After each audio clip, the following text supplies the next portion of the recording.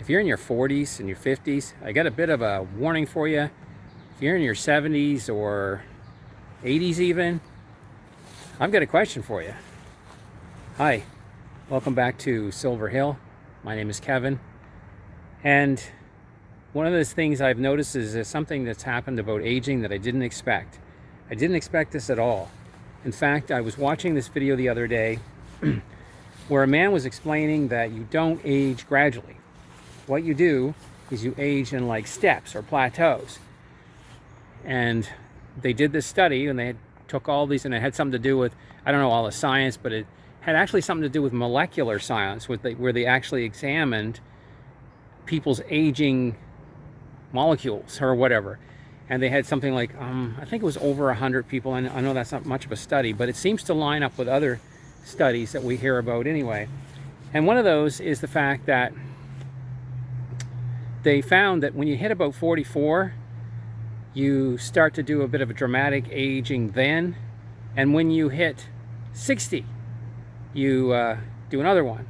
And it's kind of like, instead of it just being gradual like this, it kind of goes, and then up to 44, and then you're down, and then you hit 66. Well, actually you go up, I guess, for the aging. Then you hit 60 and do that.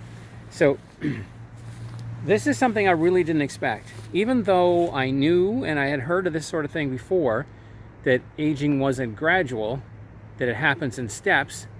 Kind of reminds me of my mom. She's got dementia, and it's kind of the same way. She's good for a while a certain way, and then she's not. And then there's like this she reaches a plateau for a while, and then she drops. And then I think that's what aging is kind of like. It's kind of like when you have dementia, and you don't go gradually. You kind of go in these little drops. So if you're in your 40s and your 50s, I want to warn you that it's possible, because it's happened to me, that you're going to hit around 60, and this aging is just going to hit. It's just going to hit like a switch. And that's not to say there's nothing for you to do after. I'm just looking at a lawnmower, I guess, going by. Like when you hit your 60s, 70s, does not mean that life is going to be terrible, awful. But I can confirm that when I turned 59, I mean, this is kind of weird. I've got these bands from being in the hospital. I've got at least a dozen bands from starting at basically, well, I had one from 50 when I was 52. When I hit 59, it was just one thing and after another. I did videos on that here. Health issues, gallbladder, had to have TERP. While I was in the hospital, waiting in the hospital from a gallbladder or whatever, they discovered that I needed TERP, and then I had to wait 5 months on a catheter. And if you want more details on that, just maybe I'll put a link here or something to one of those stories, because I don't want to make it all about that. But that just happened, and it was just like bang, bang, bang. It just seemed like, yeah, there was some gradual changes, and then bang, it just went like that. And then, so then just recently, 6 weeks ago, I had a double hernia surgery, and so I'm out just walking around now and doing a few things, and and I still get sometimes some sudden stabbing pain about it. But I mean, you look at this, I'm 62, so 59, 60, 61, 62, and you have these plans. You think, I'm gonna go do this, and I'm gonna I got this to do, and travel here, maybe even visit my mom. She lives far away, and it's just boom, boom, boom, boom, boom. And at the same time, when you hit about 60, and if chances are your parents may still be alive, and you're dealing with this stuff. So you're dealing with, if you're in your 60s, your health dramatically may decline, at least statistically it does, and then all of a sudden you're overwhelmed with responsibilities of your children, who are maybe young adults at this point, and they have their issues that they're going through, and then you're trying to take care of, maybe not like, you're actually not, like in my mom's case, she has to be in a home because she just needs medical, 24-hour medical surveillance basically. But you still have the responsibilities of like their property. That's another video I did before, and people talk about that too, how they get stuck with a lot of their parents' stuff, the old plates and dishes, and they don't know what to do with it.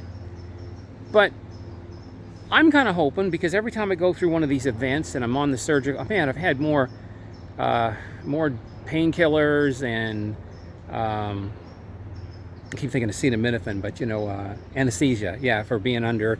And I'm like, more than I really want, but I had to have the surgery on the hernias. I had to have the TERP. I had to have the gallbladder surgeries. I had a kidney stone in 2021 that I had to go under for that because it was large. And my God, before all this, I was fairly healthy and active and doing all kinds of things.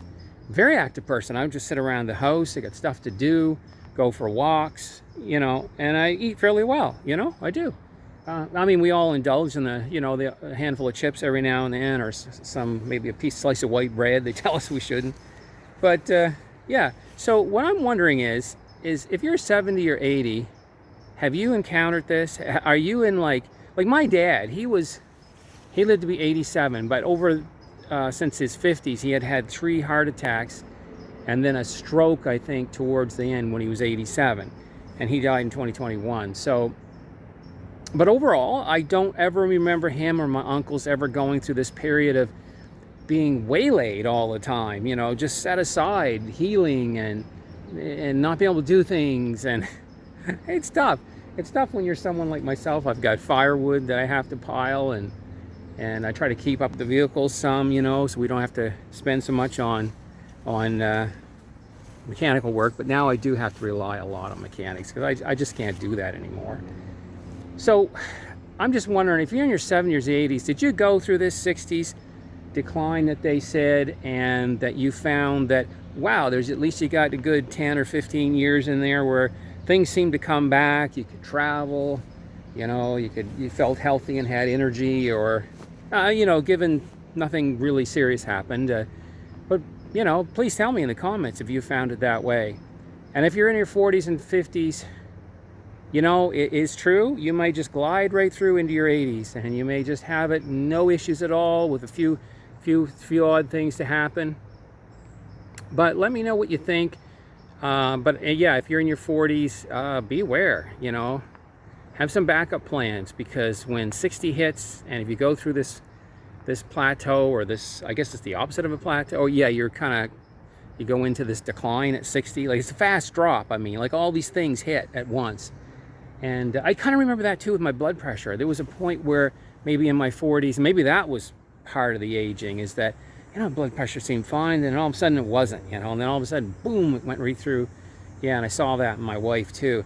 And it's been tough, because I do see that I'm very grateful. I have one of my sons living at home right now. It's very advantageous for him.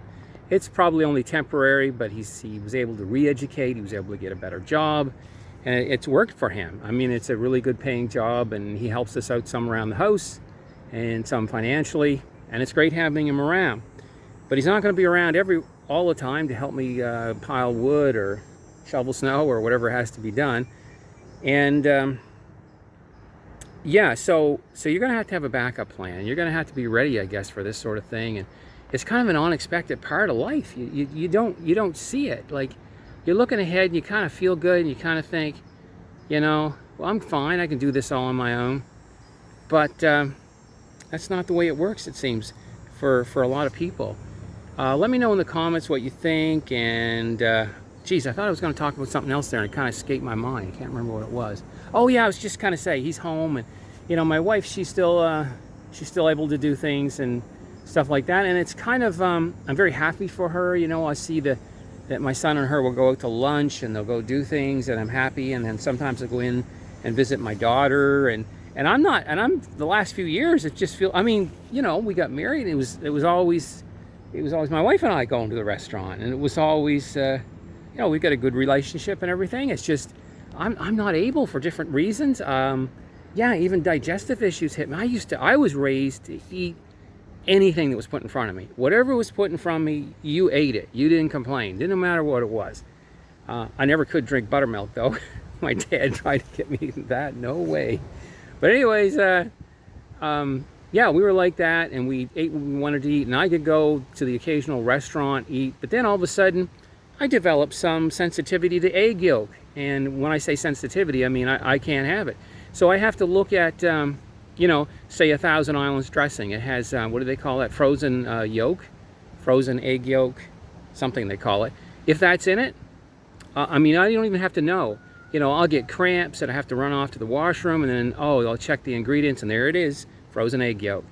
Or I can't for years. The egg is a great source of, chicken's eggs are a great source of protein, but for years I haven't been able to to eat egg yolk. I can only eat egg whites because it's the same thing. It's either the high fat content, and it was even before I had my gallbladder out. And I don't know, that hit in my 40s too. So high blood pressure, that, and all of a sudden, yeah, in my 40s, I became lactose intolerant. So I'm like, I don't know, the old pancreas is just shutting down over the years, and stomach's not putting out the proper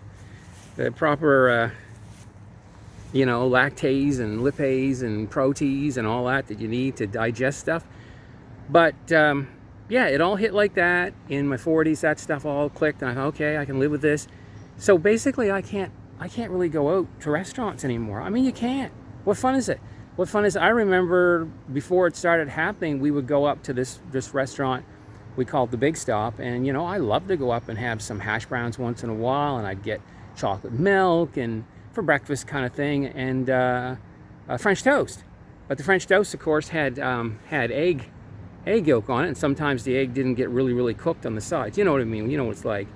And man, when I got home, off running to the toilet. So then I started to learn, and I got tested, and then now I try lactase pills. They help some, not completely. My stomach still doesn't like dairy that much, and I can't tolerate egg yolk. So that was in my 40s, high blood pressure, dealt with that. And then sure, it was clipping along, and then I hit 59, 60, and then all of a sudden everything, frig, started breaking down, it seemed like.